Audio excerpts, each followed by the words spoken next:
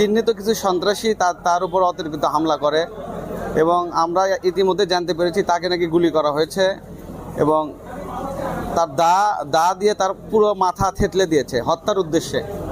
আমরা এই জঘন্যতম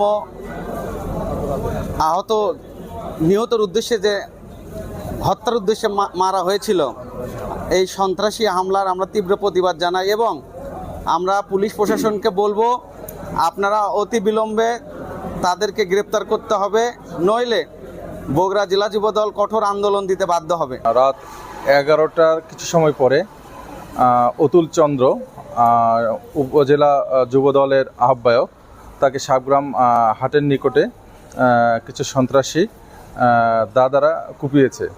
তাকে দ্রুত হাসপাতালে নেওয়া হচ্ছে। উক্ত সংবাদ পেয়ে আমি হাসপাতালে আসি, এসে দেখি তার চিকিৎসা চলছে।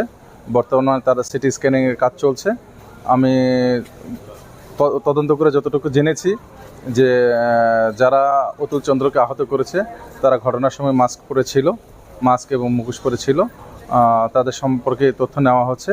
তাদেরকে শনাক্ত করতে পারলে আমরা দ্রুত তাদেরকে আইনের আওতায় আনবো।